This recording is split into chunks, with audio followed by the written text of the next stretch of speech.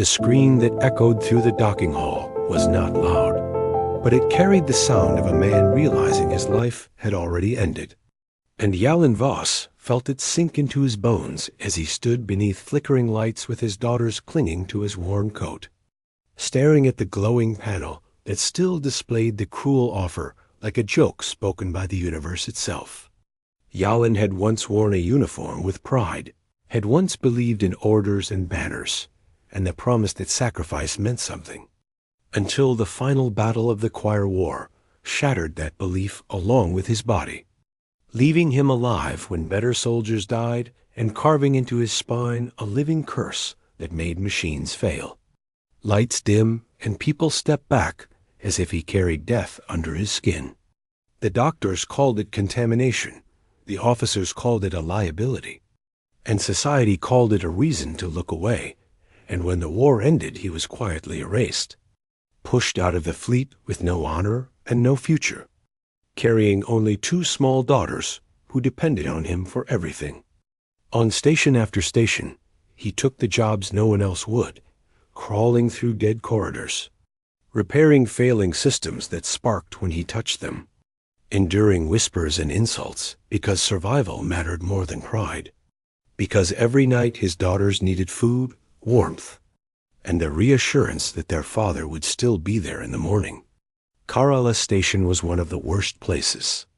A border hub where the Dominion's shadow ruled everything in humans existed on borrowed tolerance. And it was there that a smooth-talking human captain named Bren Holt summoned Yalen with promises of real pay and safe passage.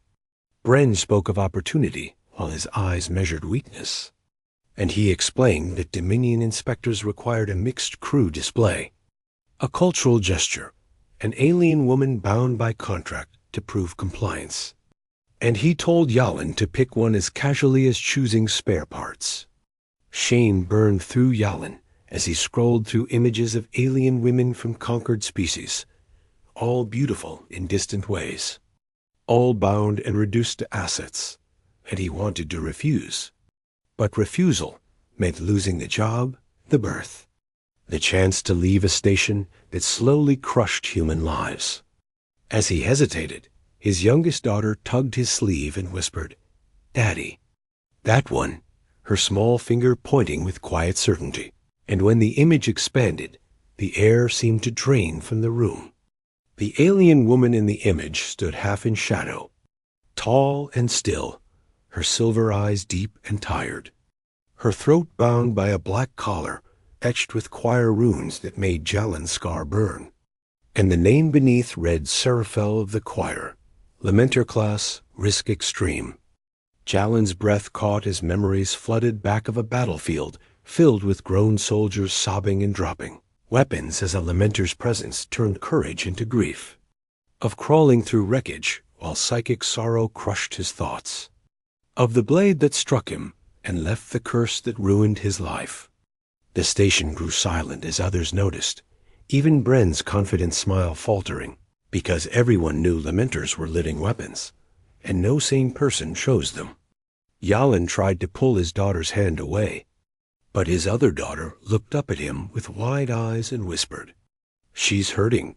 And in that moment Seraphel's gaze shifted, just slightly, as if she had felt the words, as if something human had reached her through the screen. The contract finalized before Yalen could stop it, because the Dominion valued signatures more than lives. And Seraphel was escorted aboard the Dawn Hello in suppressive chains, her presence heavy like a storm cloud trapped in metal walls. From the first jump, the ship felt wrong. Systems flickering whenever Yalen worked near them, alarms dying in his presence, crew members whispering that the cursed human and the choir monster would doom them all. And Bren watched it unfold with careful satisfaction, already planning how he would trade Seraphel to the Dominion Patrol, waiting beyond the system in exchange for status and safety. Yalen realized the truth, piece by piece, that he and his daughters were never meant to survive this journey, that they were convenient shields and sacrifices. And when he confronted Bren, the captain's smile turned sharp as he promised that resistance would mean his children drifting into space. That night, driven by desperation and a love that burned brighter than fear, Xiaolin crept to Seraphel's containment cabin, his curse shorting the lock as if the ship itself wanted it opened. Inside, Seraphel sat silently in chains, her eyes calm but heavy with centuries of sorrow. And when Xiaolin asked why she broke her vow, the answer came not in sound, but in meaning that settled into his mind like a weight, telling him she refused to make children scream, that she chose mercy over obedience, and the Dominion punished her for it. As alarms signaled an approaching patrol, and reality outside began to tear open for a gateway, Bren moved to claim his prize, but Xiaolin freed Seraphel instead, learning in a flash of shared pain that the curse in his blood was not random, but a living key planted by the Dominion to open invasion gates, that his entire broken life had been shaped to make this moment possible. When Bren shot him and left him bleeding on the deck, Xiaolin dragged himself toward the core anyway, because broken men still choose how their story ends. And as Dominion ships began emerging from the forming gate, Seraphel stood between the crew and the children, unleashing her power not as despair but as protection, bending fear away and holding the line.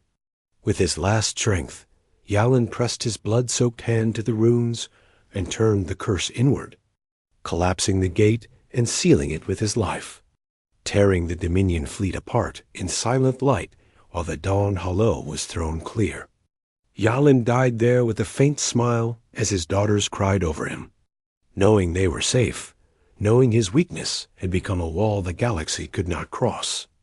And years later, the story spread in whispers across human space of a cursed man who chose sacrifice, a lamenter who chose mercy, and children who reminded a broken galaxy that humanity's greatest power was not domination or fear, but the refusal to abandon hope, even when everything else was taken away.